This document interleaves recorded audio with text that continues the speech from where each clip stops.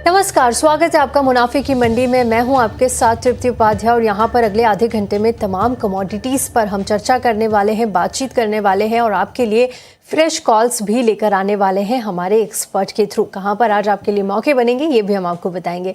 और चलिए अब शुरुआत करते हैं शो की। हमारे साथ जो मेहमान है वो है ट्रेड बुल सिक्योरिटीज के भाविक पटेल। कुछ देर में हमारे साथ जुड़ेंगे केडिया कमोडिटीज के अजय केडिया और कोटक सिक्योरिटीज के अनिंद्य बैनर्जी। फिलहाल भाविक जी, गुड मॉर्निंग, बहुत बहुत स्वागत है आपका ईटी नाउ स्वदेश पर।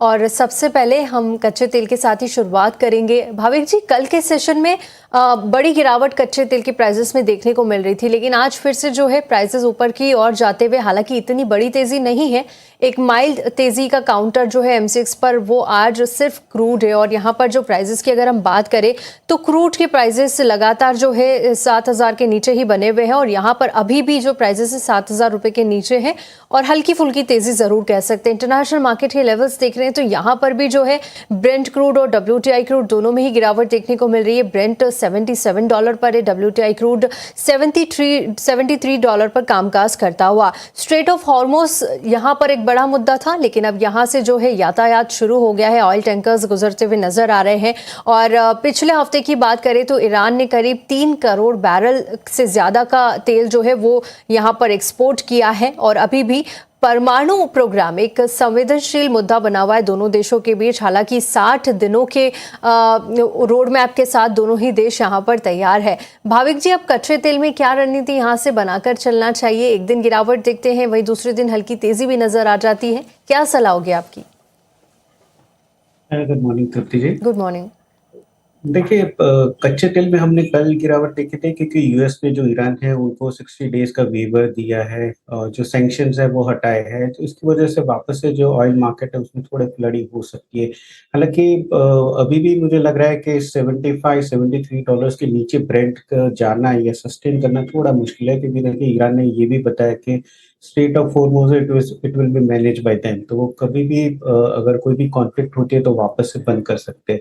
तो अभी के लिए लग रहा है कि एटलीस्ट ये 60 डेज के जो निगोशिएशन पीरियड है तब तक तो at least straight of Hormuz open रहेगा, तो इसकी वजह से क्रूड में थोड़ा तो कच्चे तेल में दबाव देखने को मिलेगा। 6800 एक एमसीएक्स में अगर देखें तो एक अच्छा सपोर्ट है, जहाँ पे 200 दिन की मूविंग एवरेज आ रही है। और जैसे हमने बताया कि एटलीस्ट प्री वॉर ब्रेंट का अगर प्राइसेस देखें तो $73 तक था, तो मुझे लग रहा है यहाँ से एटलीस्ट $3 से $4 की एक करेक्शन आ सकते हैं, ओवरऑल मेजर करेक्शन आ सकती है। बट अभी भी आई थिंक जब तक 7200 या 7300 के ऊपर एमसीएक्स में कच्चा तेल नहीं जाता है तब तक सेल ऑन राइस की रणनीति रखनी चाहिए। नीचे 6800 और वो ब्रेक करता है तो 6600 तक के टारगेट देखने को मिल सकते हैं। तो आज के दिन अराउंड 7100 के करीब अगर मिलता है तो शॉर्ट करके चल सकते हैं 6900 के टारगेट के लिए, और 7300 का स्टॉप लॉस रहेगा। तो ओवरऑल अभी भी सेल की रणनीति रखनी चाहिए कच्चे तेल में।